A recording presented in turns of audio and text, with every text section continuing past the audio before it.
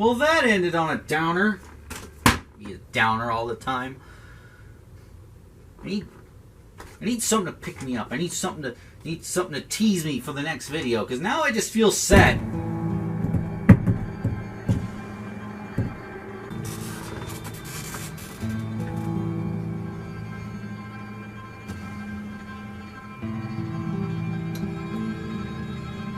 Raz, bitch!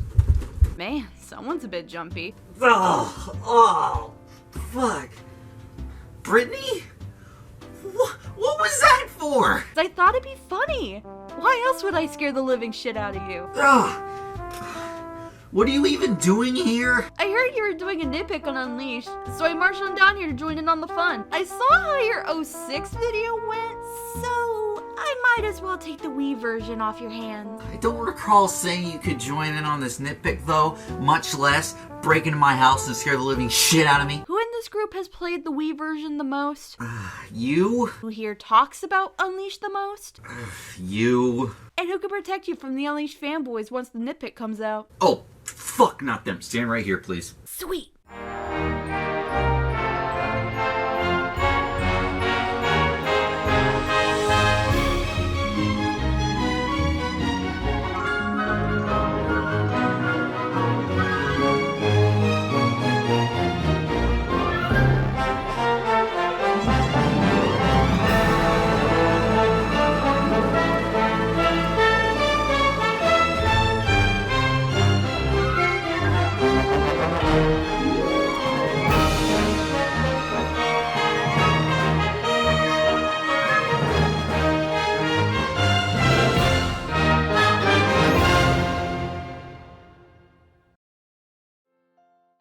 Sonic 06 was a disaster to this franchise, so after a dumpster fire like that, most companies would just let the franchise go for a while, take a step back, let it be, let Sonic 06 fade away from existence, then in the best case scenario, come back to the franchise years later with some fresh blood. But either because of dedication or outright stupidity, or belief that they could somehow, some way get past Sonic 06 and make Sonic an icon again, soon they entered into development on a full new game. The game started development as the Sonic Adventure 3 project. A new director was brought on board to helm this new project named Yoshihisa Hashimoto. I am so sorry if I butchered that name. Along with a new team and a new graphics engine, later to be known as the Hedgehog engine. The new team wanted this game to be not as loaded with characters like in Sonic 06. In order to make up for the lack of playable characters, the team decided to give Sonic a new playstyle. And thus, we were introduced to this game's most infamous feature, the Werehog. With the Werehog in place, the game went from the title Sonic Adventure 3 to Sonic Unleashed. Although in Japan, the game is still called Sonic World Adventure. And I think that was the right call. First off, going smaller in scale was probably a good move to make a more simple game to ease everyone in, including the dev team. The other thing is that if they made Sonic Adventure 3 right after the 06 disaster, let's just say I wouldn't want to be there when that game was announced. So in April 2008, Sonic Unleashed was revealed to the masses. People were happy to see Sonic back. Until they weren't.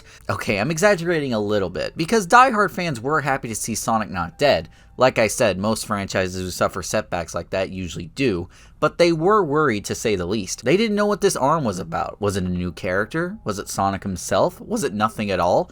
Well, it took a while for them to find out, because the very next trailer only showed modern Sonic and nothing more. Safe marketing, I suppose. Then they revealed the Werehog, and people again were cautious. But by God, I'll hand it to them, they sure did market this thing, including a found footage-like commercial. How about you take this one, Brittany? Okay, just gonna get this out of the way. This trailer is all sorts of weird. I mean, it's a trailer in the style of found footage for a freaking Sonic game. It even uses a soundbite from a horror movie. You can't make this shit up. With that all out of the way, the little horror fan inside me just loves this trailer. It's obvious it was made to build up hype for the Werehog. For better or for worse, but let's not worry about that now. but I say was really effective in surrounding the mystery behind this form, its abilities, and how monstrous it truly is. I hear that.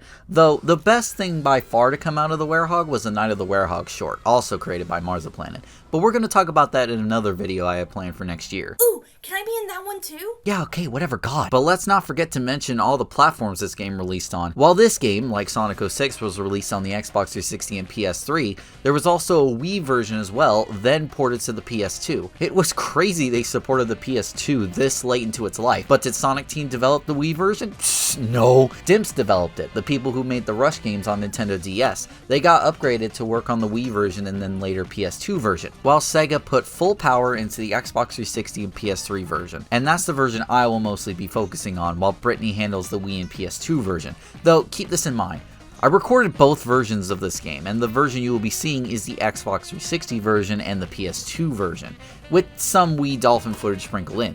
I did this because I grew up on the PS2 version and recently got my PS2 working, so I stuck to that version for the sake of recording it for nostalgia. But after all that, is it all worth it? Did Sonic make his grand return? Was Sonic the Werehog implemented properly? Was it another disaster like 06? Well, let's find out. Let's nitpick Sonic Unleashed on the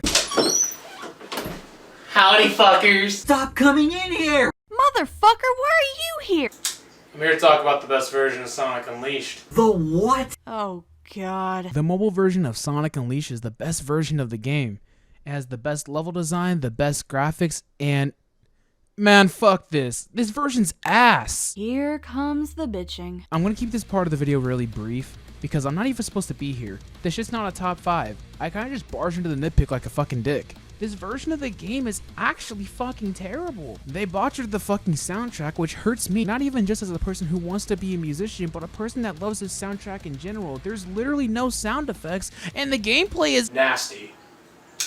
Just say nasty. Thank you. This version of the game is actually doggy cheeks though. I appreciate the attempt of making a mobile version of one of my favorite Sonic games. You're not alone, man! Thank you! But this shit is actually horrendous. Are you done? Yeah, I feel better. Okay, now get out. Those aren't the magic words. Please get the fuck. See? She knows what's up. Shazam! Anyone else? Okay. Now, where were we?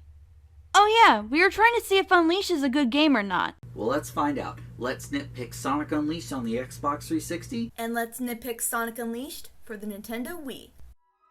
Alright, so let's start with the opening cutscene, and I got a lot to say about this. Ooh, let me talk about the intro for a sec. I've got some interesting things to say about it. Okay, sure, I don't see why not. Awesome. As someone who obsesses over animation and TV, movies, and video games, I just want to say, oh my god, this intro is so good. Seriously, this has to be one of the best opening cutscenes to a Sonic game, period. The first 2 minutes get you pumped up. You have Eggman's large fleet up in space and him laughing like a straight up maniac, and then BAM! Sonic crashes in ready to kick names and take ass. The scene where Sonic dashes into the robots is just one continuous shot and mwah, chef's kiss. I love it. The animation in of itself still holds up to this day. And reminder, this came out in 2008. The studio who created the intro, Marza Animation Planet, their work is simply amazing. They put so much detail into their works. From the lighting to the textures, reflections, everything that makes CGI great, they improved tenfold. But where are my manners? I haven't even explained what's going on in the cutscene. Let's get a synopsis running, shall we?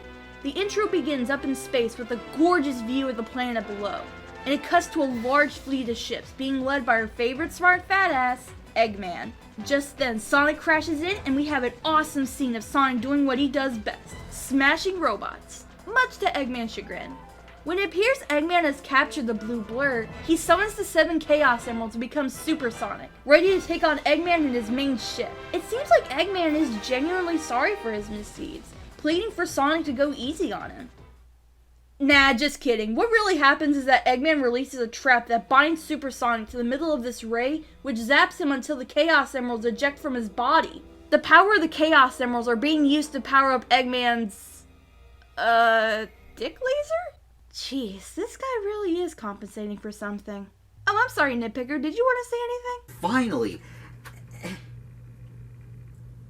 You know what? what? It's not worth it. No, I'm good. I'll just talk about the rest of the story. So after Eggman fires his rocket, we get a meme face, then he raises a supernatural being called Dark Gaia, which splits the world into 7 parts and turns Sonic into a werewolf. Don't you just hate it when that happens? I assume it's from Dark Gaia the reason why Sonic turned into this, yet how is that so when Sonic is up in space? It never gets explained, whatever. So Eggman ejects Sonic into space, starting Sonic Unleashed. From there, we meet this little imp that Sonic names Chip because he's lost his memory. So Sonic decides to take him along for the adventure and hope someone will know him. Later, they both meet up with Tails and they head to Professor Pickles' laboratory, finding out Eggman has kidnapped the professor. And in no time at all, especially if you're playing the Wii version, you find him and we get given the task of going to 7 continents to restore the power of the Chaos Emerald and the Temples of Gaia, which will restore the pieces of the world, and just like that, the story is pretty much one note after that. That's not a bad thing, mind you, but that's just how it is. They explain your plot, go. Now sure, you can get more world building and story by talking to the locals of every continent in the hub worlds, which I didn't have time to talk to many, but the ones I did talk to were pretty charming. Anyway, so we go through all the continents and make it to Adabat, where we find out Chip is actually Light Gaia. That big thing is Dark Gaia? That little thing is Light Gaia. Okay. And get some fancy exposition about Sonic being a werewolf, which we'll get into later, and that's where we'll leave off until the end of the video. The story itself is more basic than in something like Shadow the Hedgehog or Sonic 06. And I think that's a good thing. Sometimes it's good to have simple stories instead of a story that tries too hard to be epic. It more so resembles that of something you'd find in a cartoon. With it being supplemented with the more cartoony visuals and comedic moments, it's a good fit. It doesn't take itself too seriously, but enough for us to care about what's going on. My only problem is the way they handled Chip's memory loss. I get that restoring the world is technically more important, but if they're going to have a character join in on the journey, specifically to regain his memories, you'd think they would attempt something. But no, they shove all the stuff with Chip's memories to the beginning of the 3rd act. It feels a bit rushed, at least to me. Maybe if they had something like Chip remembering a few things throughout the journey, like him remembering he has an important job to do but doesn't exactly know what it is, then it wouldn't be that glaring of an issue. Though, restoring the world is the main goal, so I guess they thought putting Chip's memories on the back burner would be alright. At the very least, they didn't wait until the very end of the game to reveal Chip as Light Gaia. You know, since I brought up the cartoony visuals a while ago, why don't we talk about the presentation next? You don't even have to ask, Brittany. The presentation is outstanding. This is perfect. All of the games we have been reviewing thus far, even Sonic 06, all had something holding it back, especially in the animation department. But here, I can't find a single thing wrong with it. Sure, there's obvious motion capture here and there, but most of the time it's very solid animation, and helping with the animations are expressive, perfect designs for the characters. Sonic, Tails, Chip, everybody looks great and just pops with the cartoony aesthetic with expressive, charming character design. But that's not the only thing we need to gush about: the lighting. As Brittany previously mentioned, the game uses the Hedgehog engine for lighting and effects, and it looks gorgeous. The popping colors, the details, the shadows, everything just looks great. The problem is though, these beautiful graphics come at a catch. First off, pretty noticeable aliasing and pixelation, but more importantly, frame drops, and bad ones at that. When the frame rate is good, it's good, but when it drops to 15 FPS pretty consistently, and most of the time it's downright unplayable.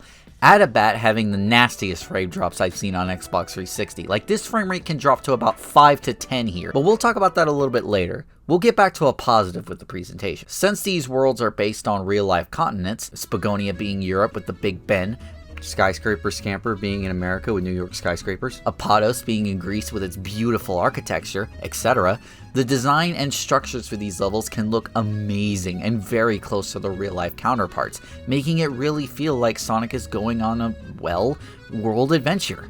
But that's for the Xbox 360 version. How does the Wii version stack up, Brittany? Obviously, being on a console less powerful than the Xbox 360 and PS3, the graphics would have a significant downgrade.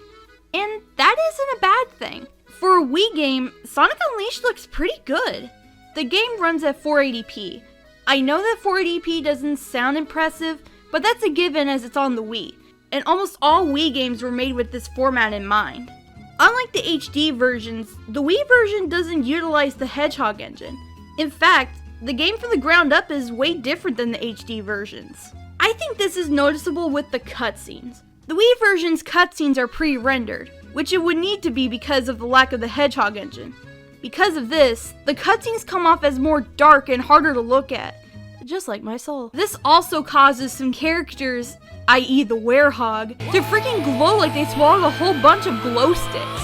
Although, a good thing out of all of this is that the cutscenes do run better than the Xbox 360 and PS3. This also applies to the game itself. It might be just for me, but I don't recall a time where the game chugged to a ridiculous degree. You won't have to worry about the game constantly crapping itself just to load certain parts of the level while blasting at top speeds. As far as lighting, what the fuck is that? Again, without the Hedgehog engine, the Wii version doesn't have the good lighting compared to HD. This is exemplified in the cutscenes once more. While the lighting in the gameplay isn't that bad, in certain circumstances in the cutscenes, you can barely see what's going on.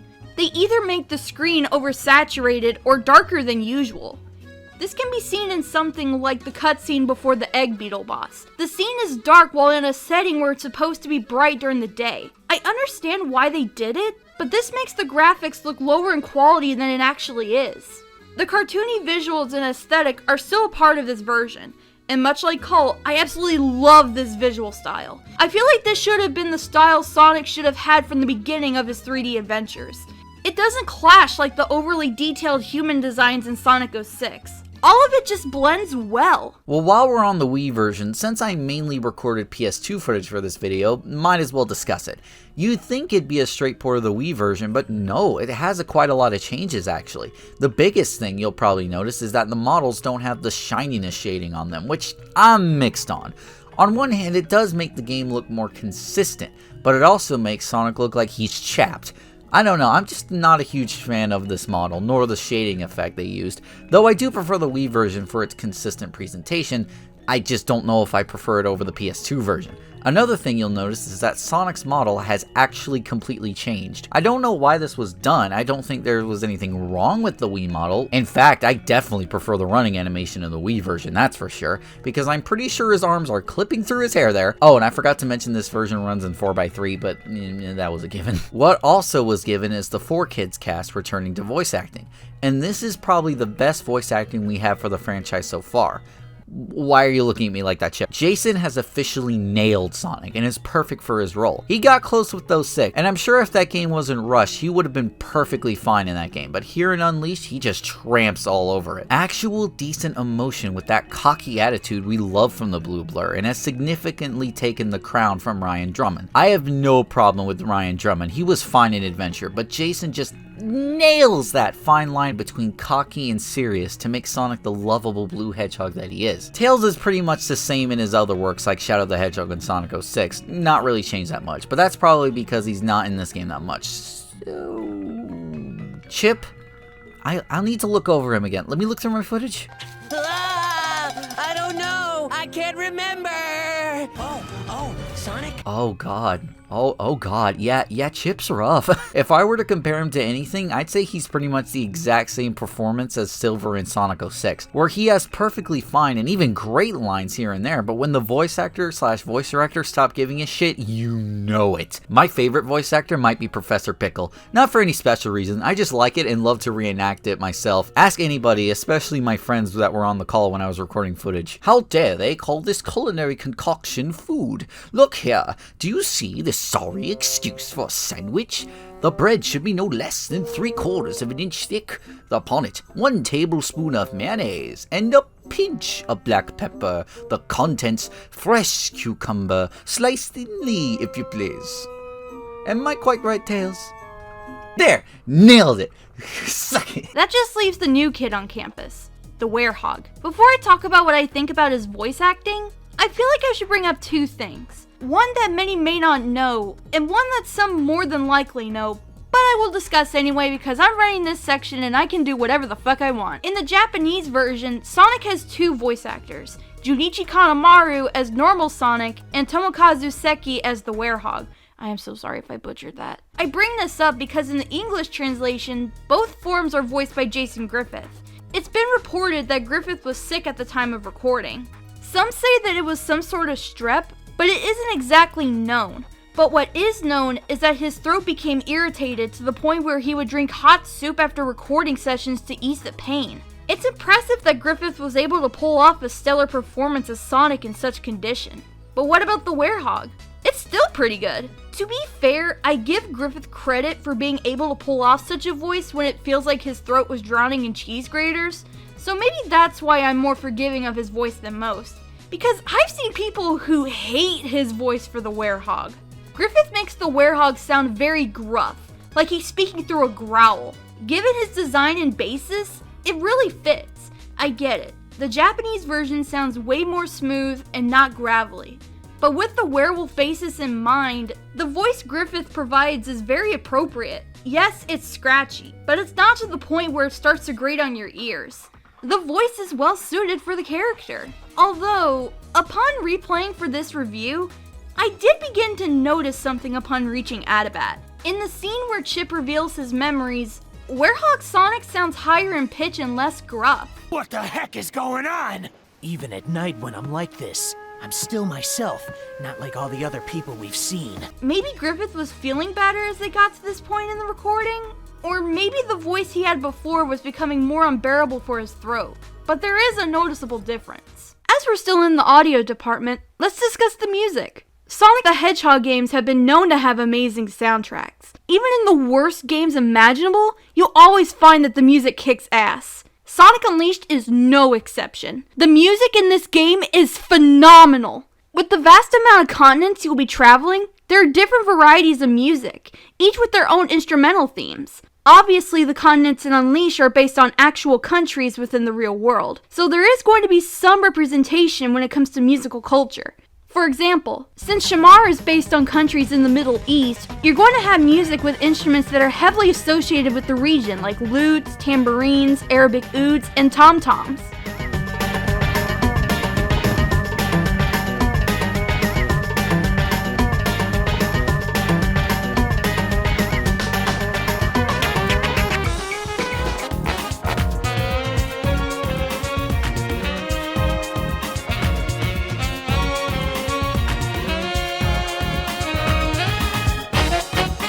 Contrast this with something like Chennai, a continent inspired by countries like China and Hong Kong, where you hear Asian-inspired instruments like irus, gongs, and flutes.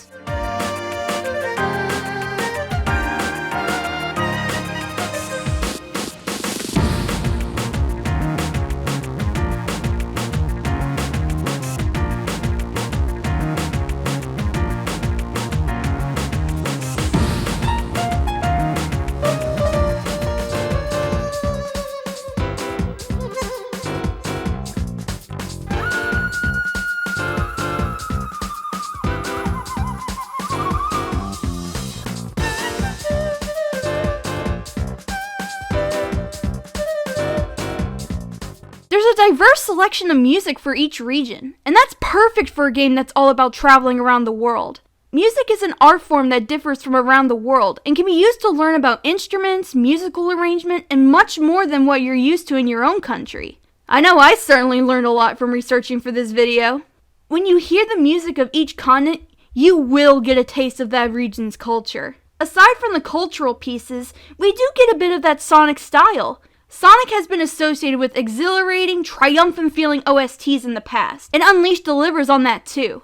In moments where you fight an Eggman robot or a daytime boss fight, you get this sense of climactic dread which quickly transforms into a rush of excitement. Some of that Sonic flair can be heard in the soundtrack to different continents. Like Cool Edge, for example. Most of the song is more rock-oriented, but you have this motif of the cold that gives off the vibe of the countries it's inspired by, like Antarctica and Greenland. The usual Sonic style and the cultural influence gives the soundtrack a very explorative vibe, and that's perfect for a Sonic game. One other piece I want to discuss is the theme you hear whenever you boot up the game and on the stage select. This piece is known as the World Adventure, and it's such a good song. It sounds epic and jubilant. It makes you feel pumped once you start the game. It's a pleasant piece to listen to as you navigate through the stage select. I think this is a perfect moment to talk about how this game's soundtrack unlike most Sonic games, is orchestral based in its design, produced by the Tokyo Philharmonic Orchestra. The orchestral tone of the soundtrack makes this game in particular more cinematic than any other Sonic game I've played. The Tokyo Philharmonic Orchestra did a fantastic job with the soundtrack. I don't think you'll ever find an OST this good in any Sonic game, old or new. Wow, it's almost like if the soundtrack is fake, it can still be good. But anyway, I am inclined to agree with Brittany. Unleashed's soundtrack might be my favorite soundtrack for the series thus far, just in terms of the variety and how well it fits with each area, while just being a damn good soundtrack while it's at it. Though we haven't talked about one thing yet. The main theme, Endless Possibility, by Bowling for Soup. Whoa. They got everybody from Bowling for Soup. Jarrett. Just share it. But that doesn't distract how great this song is and how much it fits with a world adventure. I see it, and now it's all within my reach. Possibility. I see it now. It's always been inside of me. And now I feel so free. And it's possibility. However, Brittany, you forgot to bring up objectively the best track in the game.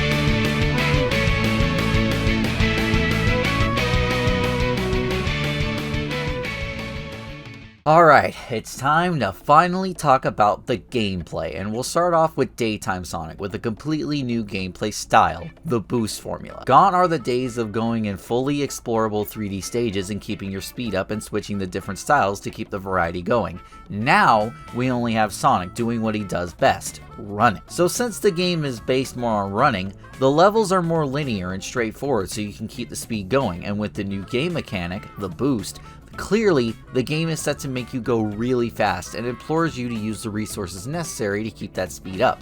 But that task requires a lot of reflexes. But it's really fun to nail the timing and learn the level design down pat so you can beat the stage in record time, though a side effect of that is the level design can be fairly punishing to new players. Even as someone who's returning to this game kicked my ass many times because I wasn't ready for what came up. But this isn't necessarily a game fault. Most of the time. Like this one instance where I load into an Apodos level, and if you don't know to jump here through basically trial and error, just having like insane reflexes, you'll die immediately. But don't misunderstand me, the levels aren't always like this, but it's just those select few times where the game just decides to be a dick. With boosting, you get this new move called the Drift, and it works as it sounds. Like dog shit. In the normal levels, this works fine, but on the level that teaches you how to use it, yeah, it works like that. But there is one thing they did with this game that they didn't do in the adventure games, which is just a deal breaker for me. They mapped the homing attack to the X button, which is also the boost button. So if you want to do a homing attack dash in a straight line, you better hope there's no enemies on screen. Or the more likely scenario, if you're trying to homing attack onto an enemy, you better pray and hope your target is locked on, or else you'll boost off. Which, speaking of which, the game actually does do something really cool when adding a major improvement for the adventure games. Your homing attack now has a lock-on cursor for your homing attack, so you know for an absolute fact that your homing attack is going to work, which is a godsend. I may not have brought up very much how the homing attack does tend to miss in the adventure games because I was just so used to it, but here this lock-on targeting system definitely helps. But Daytime Sonic is completely fine, and I do like this playstyle. It'll be interesting to where it evolves in the future games, but I guess the question is it better than the adventure formula? That's hard to answer. I think both are great in their own way. How about I leave it at that? Before I discuss the gameplay, I have to mention that for this review, I played using the Wii Remote and Nunchuck. I've always played the game this way, so it's the control scheme I'm more comfortable with. which could be for better or for worse, but we'll get into that in a bit. The Wii version also seems like it wants you to play with this method in mind, so I did just that.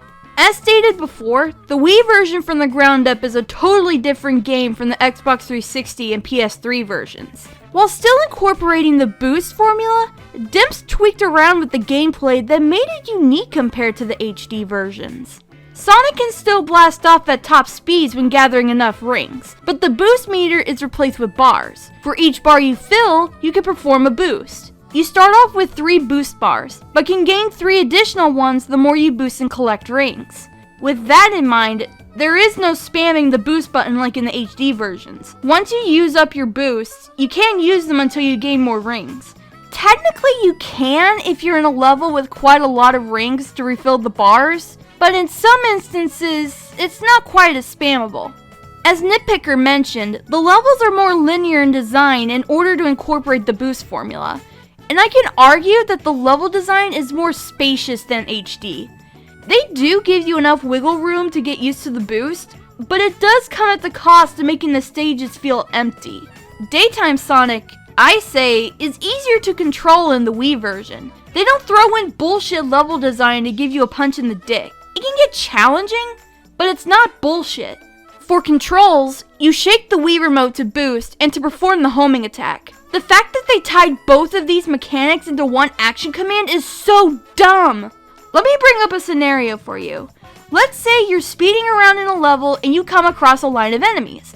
Naturally, you'd want to perform the homing attack in order to reach the other side of the level. But as you shake the Wii remote, you boost straight into a bottomless pit. This design choice is so stupid! If we could just have the homing attack tied to another button and the boost tied to the Wii remote, I wouldn't have a problem with that. But it's such a glaring issue that I cannot ignore it. Along with the homing attack and boost, we also have the drift. Honestly, I don't really recall a time where the drift was all that important to save your skin. So I wasn't going to bring it up until I saw how bad it can be in the HD versions. It's easier to pull off and control is all I can really say about it. Another thing that should be mentioned about this version of Daytime Sonic is that in most of the continents, you start off with one regular stage and the rest of Daytime Sonic's levels are mission based. These can range from collecting a certain amount of rings, reaching the goal ring without getting hit, not breaking anything as you head to the goal, and time trials. It's disappointing that we don't get any other levels. We only get one extra level for Daytime Sonic in Apados. You know, the beginning of the game? Nothing is inherently bad about the missions, but I think a lot of us would prefer it if we had more levels than missions. Although, I guess I could see why they did it. It was probably because of the hardware it was on, but still a bit disappointing. So this review has been going pretty great, hasn't it? I haven't been complaining all too much. Clearly this is a fine game then. Except no, we've been ignoring a few huge problems with this game as a whole, and that's because I wanted it all lumped into one juicy part of the video. So Brittany, mind telling us what the other half of this game has? I don't know about you, but I've been really excited to get to this point in the review. It's time for the moment y'all been waiting for. You know him, you love it or hate him. The myth, the legend, the Werehog. Before I discuss the Werehog as a whole, I should probably explain how he got this beast of nature to begin with. The Werehog was conceptualized after it was decided that Sonic would be the only playable character in the game. The developers wanted a way for people who were not familiar with Sonic to have a good time with the game and to immerse themselves. So they decided to introduce a new transformation that Sonic would gain, and with that, a new gameplay style. I don't see anything wrong with trying to incorporate something new for the sake of beginners to the Sonic series. If anything, that's kind of commendable in some aspects. Although, while trying to appeal to newer players, the idea of the Werehog did not go well with most members of the fandom. There's a multitude of different reasons, but let's go down them one at a time. First of all, the basis. Basing the form of Sonic on a werewolf seemed really bizarre from the get-go for most people. If you really think about it, it doesn't make sense from a world-building standpoint. Why would a hedgehog become a wolf? There are anthropomorphic wolves in the Sonic universe, so it doesn't make sense. That's kind of like if a human turned into a different human. It's weird. Having an already anthro character like Sonic become a werewolf just leaves a whole bunch of questions that I can't even discuss in this video. I would also like to point out the title. Werehog? It's a misnomer. The term werewolf is supposed to mean man-wolf, a man who transforms into a wolf. Simple, right? Then we have the werehog's name. If we translate it that way, it becomes man-hog, or a man who transforms into a hog. That is not what the werehog is. That would be freaking terrifying if it was. If they wanted the title to be more accurate, then they should have used something like wolf hog or hedge wolf. But hey, we gotta make the name extra marketable for merchandise, because God knows that this guy was going to get so much merch. Secondly, the gameplay. We'll discuss this more once we talk about the werehog's gameplay, but to put it lightly, a lot of people were not fans of it. This ranged from stage length, combat, and sound. Thirdly, design. This is more of a subjective take for most, but some do really hate how this thing looks. It does go back to what I was talking about with the basis. I know it sounds like I really hate this guy on a basis alone, but that's actually the complete opposite. I'm a horror fan, and my favorite types of movies and stories are centered around monsters, the werewolf being my personal favorite. I ain't no furry, so shush. When I first heard about the werehog, I thought it was pretty cool, and I still think it's cool. It might be because of my love for horror and monsters that I don't hate the werehog like everybody else. At this point, I don't care. I still like this form. It's just that looking at this through a reviewing perspective, I have to point out the stuff that might seem off or bizarre. Maybe not from my own personal perspective, but from the general audience's perspective.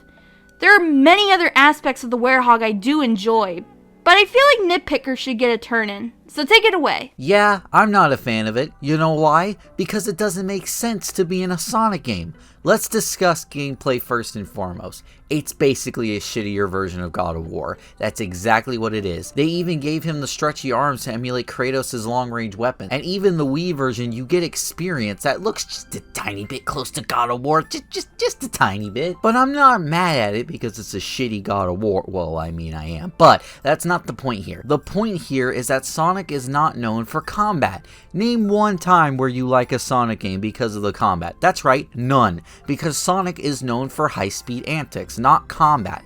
But turning Sonic into a combat game is not the only problem here, because maybe that could work. After all, in my opinion, they made treasure hunting work fine in the adventure game, so who's to say they couldn't get combat to work? But you see, if I were to do that, if just me, I would do a lot of things. A lot, truly. But one thing I wouldn't do is block progression and force you to fight enemies. Ah yes, this is what I want in my Sonic game, to literally stop the flow of action and high-speed antics or even just dashing through the stage. Who approved of this? You don't block progression in a Sonic game. That's not what it's about. Imagine a 2D classic Sonic game like Sonic 2 where you have to defeat enemies in order to continue the stage. That would be horrible. Nobody would like that game. Nobody. But how is the combat itself? And I'm purely speaking in terms of the Xbox 360 version, because Brittany will handle the Wii version in a moment. But what does the combat feel like? It's so basic. There's no flow. There's no satisfaction in the combat. It's just smash X and Y over and over again until you win. That's it. And yes, there is a combo system you can unlock with the RPG mechanics, which I almost forgot to mention. During the stages when you defeat enemies in either daytime levels or nighttime levels, you will gain experience points and can spend those points on leveling both Sonic and the Werehog. Gonna say this now, don't give anything to Modern Sonic. Give everything to the Werehog, because if you don't, you are in for the most tedious, sluggish combat game I have ever played in my life. Use the points on everything. Combat, strength, shield, everything. Because if not, these stages will get more frustrating and tiring than even I'm complaining about. But let's head back to the Werehog now that I got that out of the way. What about those combos?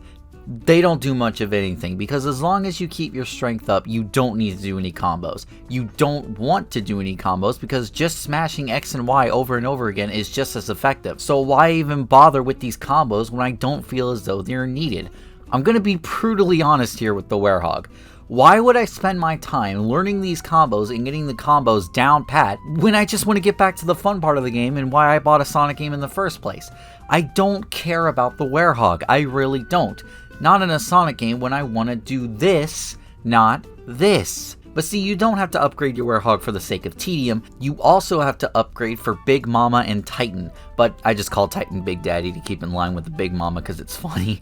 But Big Mama is pretty easy, whatever. But Big Daddy can get big cheap. He does this thing when he jumps in the air and has a shockwave you have to jump over, and all I have to say is I hope you don't get hit by an enemy, because if you do, you will get automatically hit by it because you have no time to jump. Or if you're attacking him and don't notice he does his wind up jump thing in time, you get hit by it. But that I could deal with. That's my fault. That I could deal with until we start adding bottomless pits into the mix and talk about the fact that Big Daddy has big health bar, but I could totally deal with all this to some degree. I very well could. The problem is that you could fight multiple of them in the same level, but once you hit him or them a certain amount of times, you can try for a quick time event, and mamma mia, these can be as hard as balls to nail.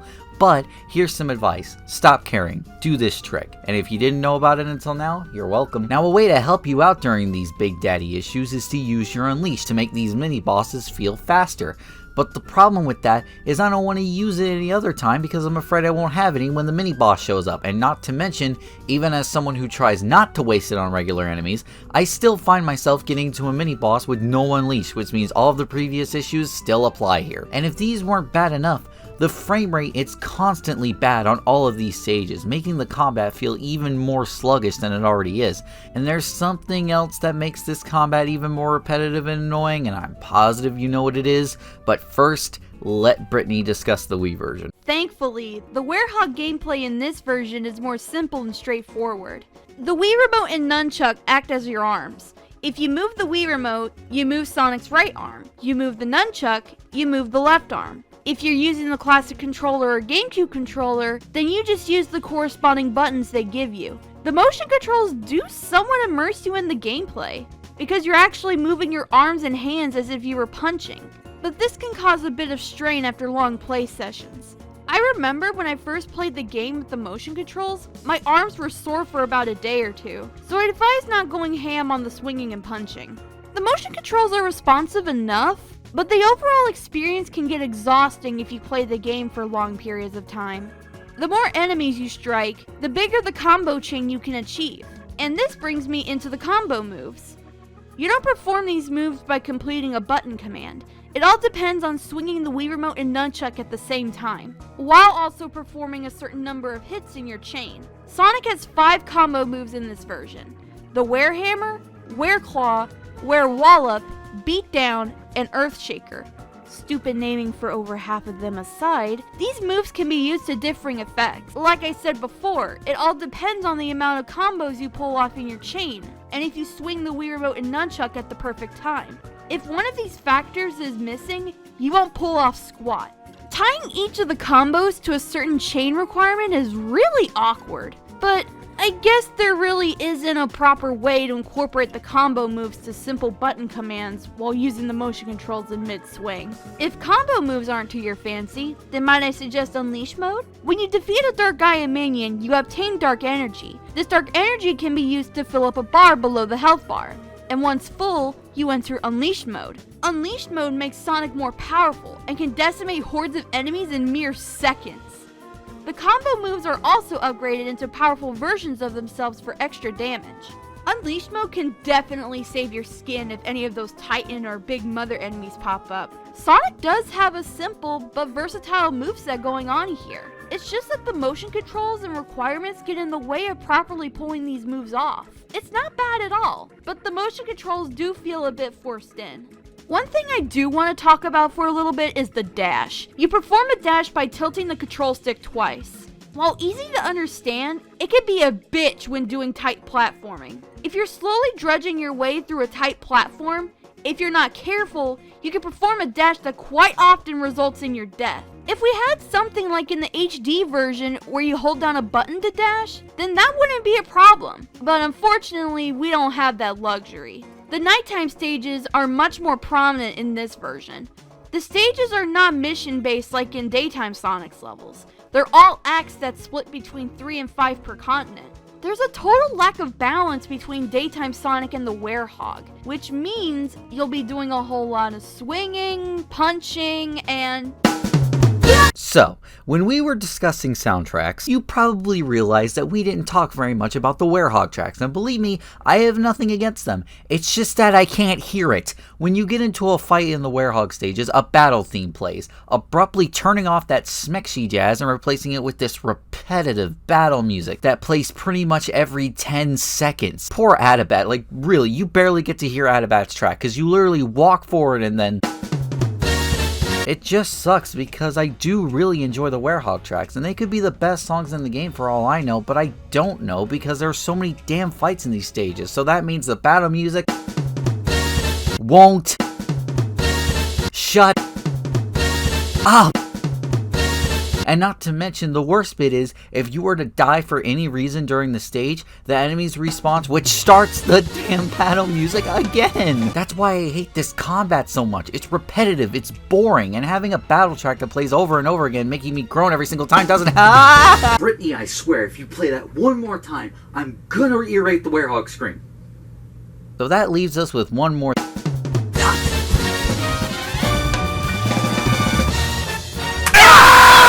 Hey, I'm the only one who gets to do bass boosting in this friend group. I know this is an odd thing to find annoying since it's become a meme in of itself in the Sonic community, but fuck it, I hate this scream. It all goes back to what I was talking about when discussing the Werehog's voice. I don't like the scream because, as a VA myself, I could feel Griffith's pain while he was recording for the Werehog. And it doesn't help that he had to scream bloody murder while his throat was in such condition. But anyway, it only plays whenever you fall into a bottomless pit. And as someone who has played this game a countless amount of times and was relatively bad at the start, you can bet I heard my fair share of Ugh. Can you imagine having to scream like that while having a sore throat?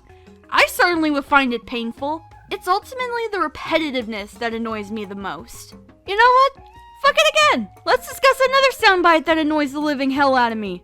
The howl. You hear this every time you enter a night level. Whether it's a regular act or a mission, you are going to hear it. Like I said before, when you've played the game enough times as I have, that sound is going to start annoying you. Or maybe it's just me and I'm weird, who knows? When I first heard it, I was like, huh, that's kinda odd, but it fits with the whole werewolf thing, that's neat. But then when I got to Holoskull in my third playthrough, I was like, put a muzzle on that freaking dog, hedgehog, wolf thing. I know these are weird things to find annoying, but hey, if the community can rip apart the Werehog theme for repetition despite being a decent track, then I could do the same with these despite the Werehog having good voice acting, because fuck you. Whew, okay, I'm up. Did I miss anything? Okay, so let's reel it back here. So as I discussed, I really hate how the Werehog literally makes no sense. I hate how its gameplay is outright terrible in terms of being a Sonic game, and just being a shitty beat 'em up in general, but I honestly could forgive most of this.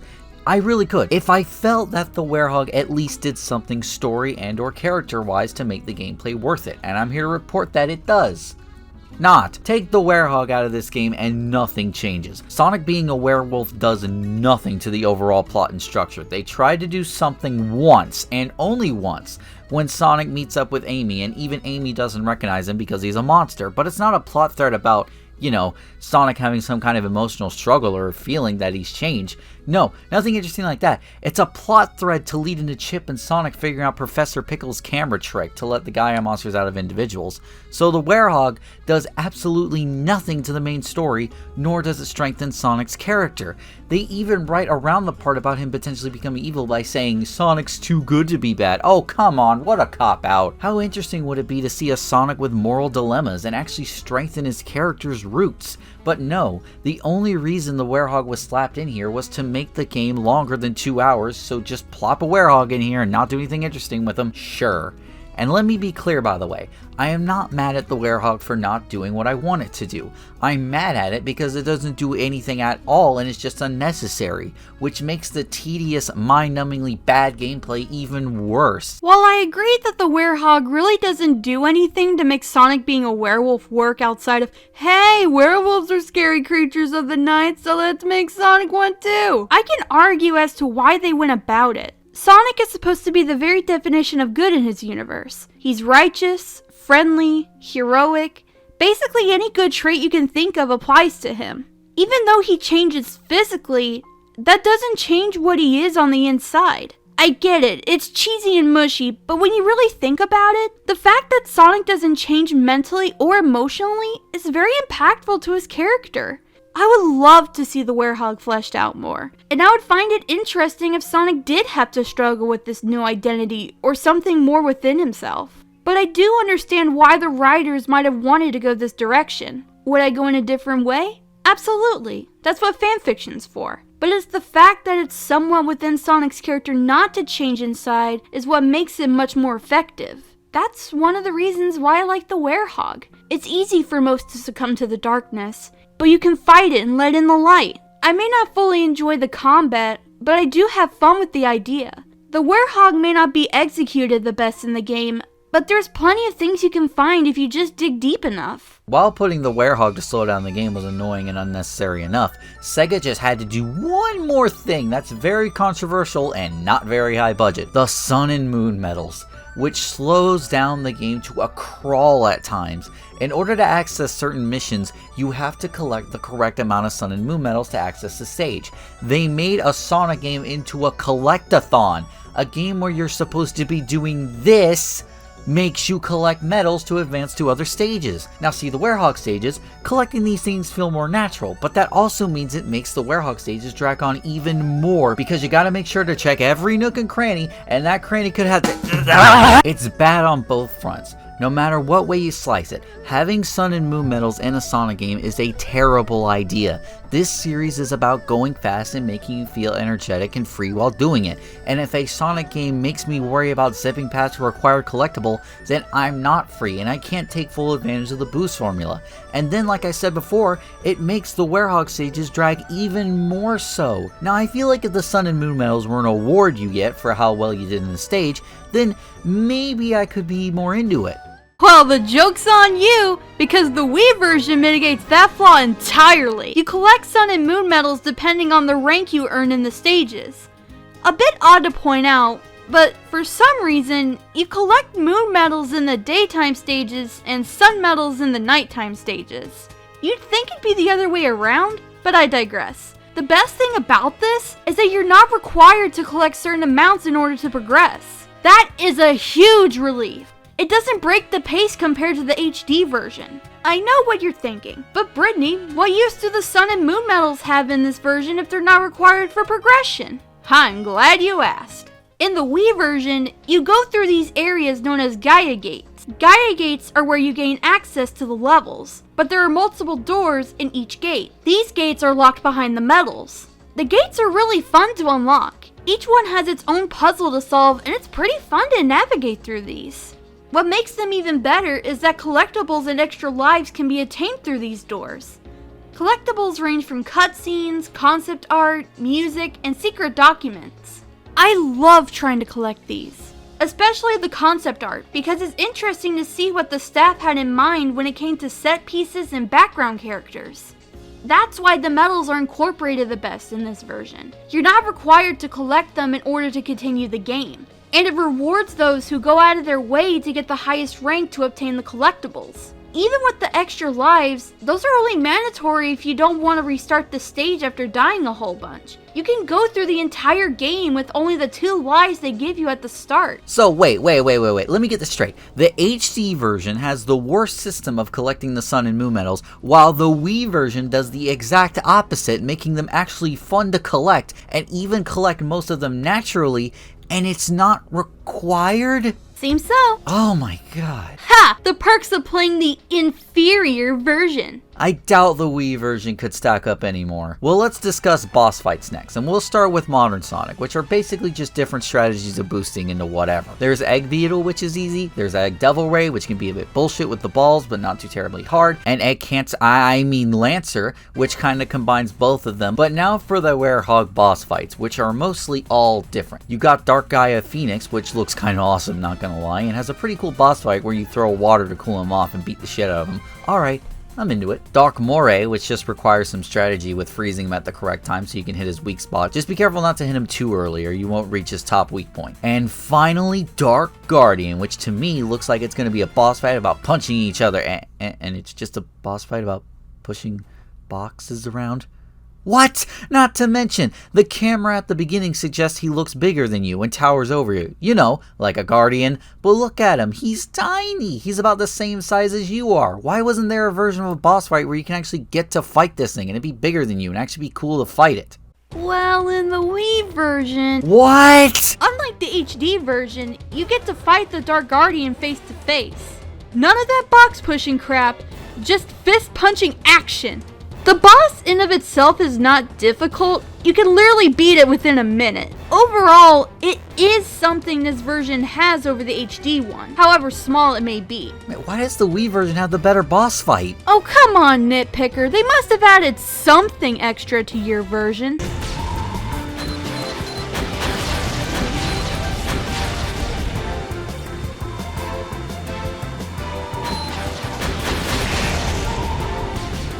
Nope. Nothing? Not a thing. Well, okay, there is one thing. There are 2 extra areas in the 360 version, that being Savannah Citadel and Skyscraper Scamper, which are both cool, except for the fact that they serve no purpose, and Skyscraper Scamper runs like shit anyway, so like it matters. But with all this talk over the Wii and 360 version, it seems as if we have to ask the question, which version of this game is better? I know a lot of you are probably going to be saying indefinitely, the 360 version, duh! But when you get down to it, it's not that simple. I can admit up front that the 360 version has the better gameplay in terms of controls and mechanics, but I'm gonna be honest, there are some things while playing the PS2 version I said, why isn't this in the HD version? And I didn't say much the other way around. The Wii and PS2 version doesn't have a collectathon mechanic making the game faster paced. It has a more fulfilling Dark Guardian boss fight plus another one, which we'll get into later. The frame rate doesn't shit the bed. The Werehog is more simple and splits up all the stages to where it doesn't feel as repetitive. Sure, it skips out on the hub worlds, doesn't have the better gameplay, though it's quite good enough. Doesn't have the Hedgehog engine. But what does that matter when the game it's going up against has so many little issues that just bogs the game down? I am by no means calling the Wii version perfect, because it definitely has problems. But if I'm judging both of them side by side, am I actually gonna prefer the Dimps version over Sonic Team's version? Honestly, I think I'll have to say that. Now before you get mad at me, just listen for a second. I do prefer the gameplay of Sonic Team's version. Full stop, that's def better. But what does good gameplay mean when the experience is bogged down by a low frame rate and a sun and moon system that goes against the pace of what it's trying to do and other issues? It's just like how I felt towards Shadow the Hedgehog, where I really did like the gameplay, but there were too many issues for me to call the game good just because I thought it played well. So if I have to apply that philosophy to my review style, which I do, I have to apply the same thing here. If I were to recommend either version of this game to you, I would recommend the Wii version, especially if you are new to the Sonic series. The Xbox 360 version just has so many issues, I can't recommend this to you. I would have to agree with that. While not looking as pretty compared to HD, or have the rest of Savannah Citadel or Skyscraper Scamper, the Wii version has a more stable frame rate, the gameplay is simplistic and easy to grasp for beginners, the sun and moon medals are incorporated in a way where they're not intrusive to your overall game time, and just a better time overall for me. I would easily take the removal of stages if it meant I didn't have to go on that damn sun and moon medal hunt. I have played some of the HD version, PS3 specifically. I haven't fully completed it, but as a bit of comparison, there are things in the Wii version that I do think work better for a greater experience of Sonic Unleashed. Unleashed for the Wii demands a lot less from the player than in HD, so it's honestly the perfect version for those who want to be introduced to this game. Well, we could go on more, but this video is getting way too damn long, so let's scramble. Let's finish this game by going to Eggmanland, the thing that has been teased since Sonic Adventure on the Dreamcast. Pretty ballsy to be putting Eggmanland in a game like this right after 06, but alright, I'll roll with it. So here we go, the final level, and yes, I said level, because it's one long level where you switch between Sonic and the Werehog with these hourglasses, and people really hate this level. I'm not one of them. I actually really like this level. It's challenging, but it's not too bullshit. It's definitely the hardest in the game, and it's very climactic, and not to mention the music. And the stage doesn't play the Werehog theme the entire time. Not even during the final bosses with the big daddies. It doesn't even play the boss track, nothing. It's completely gone. Thank you. Wait, did I say big daddies? Oh no. Final rooms of Eggmanland have one boss area where you fight Big Daddy, then you go into the very next room and fight 2 Big Daddies, which means you'll probably have used your Unleash on the first one so you don't have it for the second and third one. Ugh. But I managed to do it in 25 minutes and got an A. Thankfully, in the Wii version, Eggmanland is no longer a gauntlet. The stage is split between acts and missions. Sonic has 1 act and a few missions, while the Werehog has 5 acts and 1 boss fight. Playing the stages again for the sake of this review, it's not even as hard as I remember it being on my first playthrough, because my god, this level kicked my ass back then. The best thing about the stage being split to different acts is that you don't have to worry about losing all your lives and going back to the very beginning. It only applies to the act you're on, and that's definitely a sign of relief for those who have played the HD version. Although, as I've stated before, the lack of balance between daytime Sonic and the Werehog can really break this section. Since you have to play as the Werehog in 5 separate acts, that means stages that can last about 10 minutes, countless swarms of enemies ready to tear you limb from limb, and the Werehog battle theme playing on repeat, making for quite the long journey ahead of you. Ha! Gotcha! My version got you there. Oh, don't worry, I'll get my revenge. Wait, what? After pushing their way through Eggmanland, Sonic and Chip restore the final Chaos Emerald, but are caught off guard by Eggman, his new robot, the Egg Dragoon. Behold, the Ultra Hyper Prototype 1! This fight isn't all that memorable, at least to me. You can cheese the fight by dragging the Dragoon down and spamming the hell out of your punches. You can get through this fight without a scratch on you. The boss has a cool design, but other than that, the boss isn't anything special. Anyway, after the Egg Dragoon is destroyed, Dark Gaia finally emerges from the core of the planet and is ready to destroy our heroes. Only for Eggman to try to hone the reins and order Dark Gaia around like this is Burger King, so Dark Gaia punches him to the outer limits. In the meantime, Dark Gaia attains his final dose of energy from Sonic, permanently losing his Werehog form, which may seem like a blessing to most. With Sonic weakened, Chip calls upon the Gaia temples to transform into a Megazord. I mean, the Gaia Colossus. This, my friends, is where the Wii version truly shines over the HD version. The final boss battle is split into 3 acts. You first take control of the Gaia Colossus in this awesome version of Punch-Out where you get to beat the shit out of Dark Gaia. I think this is also where the motion controls really immerse yourself in the fight, as you're punching along with Chip, and it feels so satisfying. What does the HD version have again? Oh right, a painfully slow dash towards Dark Gaia while punching rocks. Wow, totally riveting. What the heck? The Wii version has you punch Dark Gaia, but the HD version just does the boring QuickTime events? What the heck? But whatever, surely they didn't mess up the final phase. Surely. But we have another phase. Even though it's just spliced into the HD version, you have to get up to the Dark Gaia's eye with the Gaia Colossus arms. Even though Chip could just put his finger in them, but okay, whatever. With that done, Dark Gaia seems to be defeated, but it spreads its darkness back to the world, then morphs into perfect Dark Gaia, and the morph is kinda gross, but Sonic's transformation into Super Sonic is definitely not.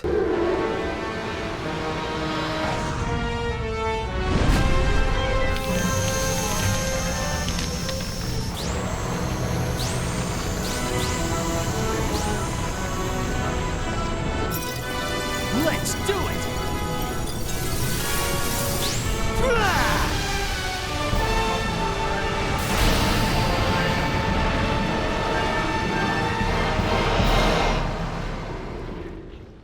Thus starts the final boss, Perfect Dark Gaia, with the Gaia Colossus by your side.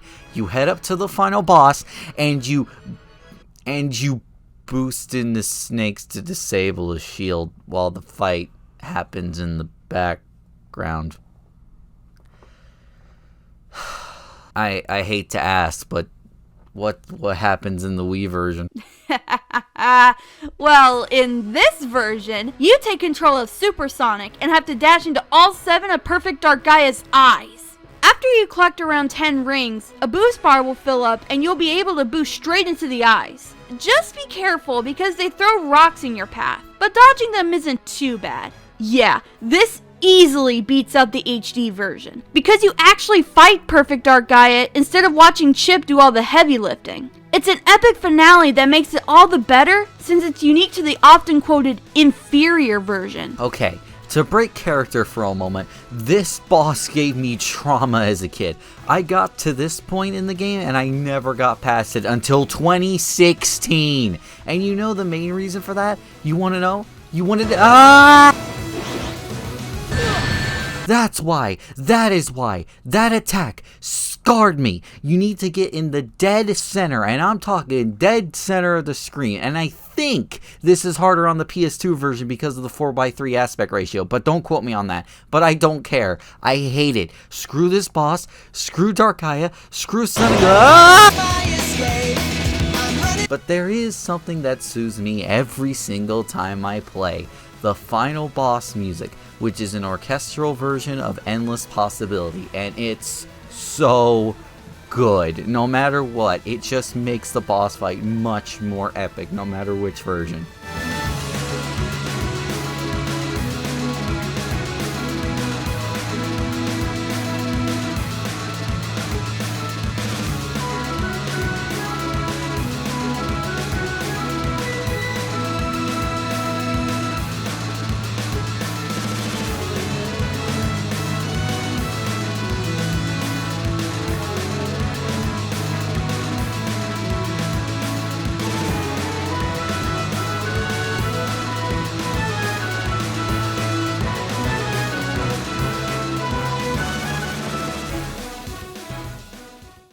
In the end, Sonic and Chip manage to defeat Dark Gaia, eliminating the darkness from the world. But in this state of celebration, Sonic loses consciousness. Chip manages to save him, and sends him back to the surface while Chip stays behind as he seals himself and Dark Gaia away. Sonic emerges in Apodos in the exact same spot where he met Chip. He thinks he sees Chip lying on the ground, but he disappears, leaving his necklace behind. A voiceover from Chip has him saying his goodbyes, and how he will remain by Sonic's side. Sonic places the necklace on his hand, and we end off the game with Sonic and Tails racing toward the horizon as Endless Possibilities plays in the background. A perfect ending if I do say so myself. With finally ending Sonic Unleashed, it's time to finally give our verdicts for both versions of Unleashed. It's a mixed bag on both versions. When looking at the game critically, it can be really bad at times, but it can also be really good at times. But as I said before, those issues with the frame rate and Sun and Moon medals is something I cannot ignore. Every time I wanted to say I liked this game, I then got reminded of the problems and my enjoyment just got brought right back down. I enjoy the plot, I enjoy Sonic's gameplay, I enjoy the character interactions, all that, but I cannot look at all these issues and say the game is good. It's not in my review style. I can't call myself a nitpicker if I choose to ignore these issues. I'm sorry, but I have to say that Sonic Unleashed is a mixed game. 5 out of 10. Sorry, Matt.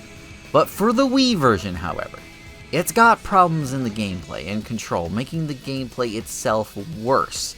Though its gameplay is still fine enough for me to consider the Wii version of this game just fine, nothing more than that. I'd say 6.9 out of 10. It's not good enough for me to give it a 7. It's so close I can give it a 6.9, but that's all I can give it. But really, screw those cutscenes though. Sonic Unleashed for the Wii is by no means a perfect game, but I can't help but enjoy this game so much. Yes, the Werehog takes up most of the gameplay, the sound design can get annoying, Eggmanland can be a drag, we don't have the rest of Missouri or Empire City, and the game isn't the prettiest. But I look past these issues and more because of this game's story, characters, ideas, world building, music, and so much more. I don't think this would be the best pick for someone who's new to the franchise, but it's easier to pick up and play than the HD versions if you are interested in checking it out. Sonic Unleashed is the very definition of experimental, and while some things introduced were not well received, we in return received the boost formula that would be improved upon in future games. A fun story that, let's be honest, we haven't had in its tone since this game, and a music score that makes the game sound so epic. We will never have a game in the same caliber of experimentation as Unleashed, but I think that's what makes this game special compared to the other games of the franchise. For that reason, I will give this version a 7 out of 10, and for Unleashed as a whole, an 8.5 out of 10. I have no problem saying that this is my all-time favorite Sonic game, and no matter how much I look at it from a reviewer's perspective, you can never change my mind. Well, that's our nitpick of Sonic Unleashed. I really hope you enjoyed it. I know I made a few enemies from this video. Matt has no cuts, probably wants to come cut me right now, but hey, we all can't be controversial yet high budget, so, you know. But of course, I want to thank Brittany so much for helping me out on the Wii version. I don't think I would have been able to do it otherwise, so do your thing. I will admit, I had a ball joining in on this nitpick. Thank you for having me, even though I forced myself in. I'll be sure to barge myself in whenever you review Night of the Werehog. If you're interested in what I do, or in need of my VA services, please check out my YouTube channel, The Multi-Fandom Fangirl. You all have been such a lovely audience. But now, I'm taking my final bow. Goodbye, fanboys and fangirls!